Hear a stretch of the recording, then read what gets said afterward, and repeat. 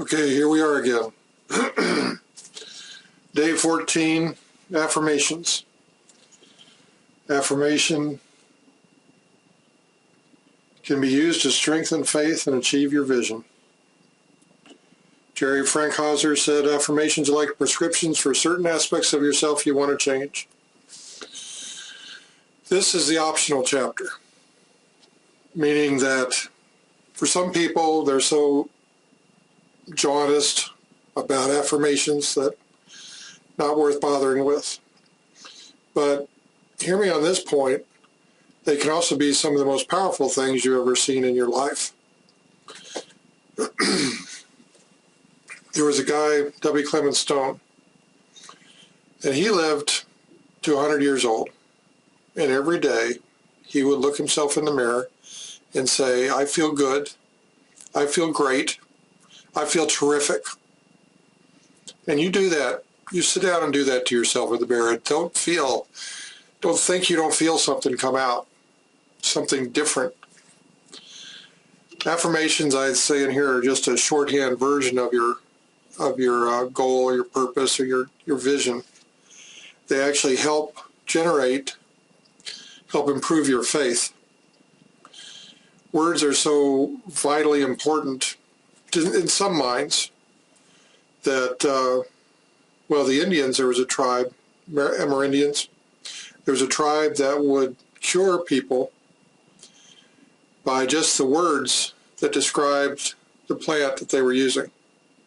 Not whether the plant had actually any minerals or vitamins or anything in it that would change a person's body chemistry. It was just that the words themselves, and they had every bit the efficacy that our modern scientific doctors have. But I'll remind you again that the principles in these books, what we're covering, what we're studying, are older than science. They're older than our written history. The people that we are studying, we're standing on the shoulders of these giants to see further, because these people, Napoleon Hill interviewed over 500 movers and shakers, politicians, millionaires, socialites. How did they become successful? What practical system did they use? You've got other people that, he took him 20 years. That's just Napoleon Hill himself. Other people like,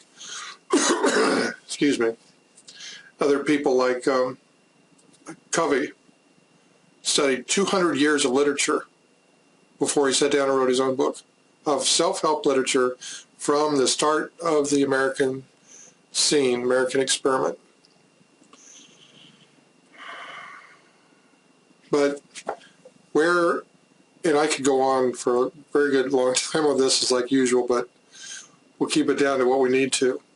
It started off where they really affirmations got a bad name, was with Emile Coué, who had this, I'll probably pronounce that wrong, French, and he said that he had an affirmation that went, in every day, in every way, I'm getting better and better. And you'd say this to yourself every day, several times a day. And that became so lampooned by people who had no clue what they were tearing apart. And that's just the thing. The more you listen to the silliness that goes on, the negativity, the more you suck into that stuff, the less effective you're going to be. Your vision will just sit there on a card, And Napoleon Hill says to read it to yourself every day, at least twice a day. You read that vision aloud. There's something to be said about reading into a mirror. Claude Bristol in The Magic of Believing talked about a company who was facing dissolution during the Great Depression. And they got their salesman, they put a mirror on the back of that delivery truck and on the inside door. And they would give that speech, they would talk to themselves in that mirror before they went and talked to that client. And that company not only survived the Depression, it exceeded every sales record it had and went on to become the biggest selling company of that type in that city. and expanded to other cities. But the point is, don't underestimate the power of the words that you use and how you use them and what faith you put behind them and how they will do this positive feedback loop and actually encourage your own faith. This whole point, consider those phrases again of W. Clement Stone. I feel good, I feel great, I feel terrific. If you were saying that every time, every morning when you got up, what do you think would happen after a while? Saying those with the same vision and enthusiasm and spirit that you'd like to get back out of it, or that you possibly could, you know.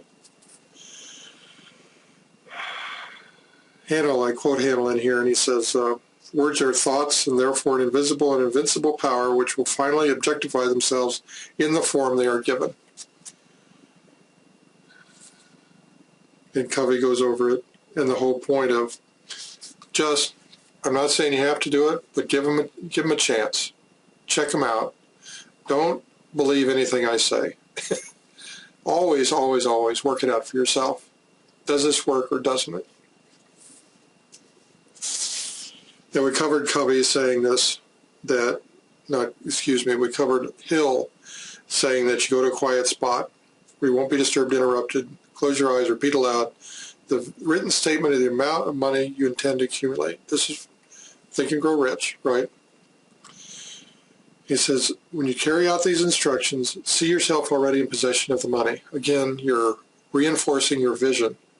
You're putting more faith, more energy behind that vision and make it happen faster and bigger and better than even you envisioned.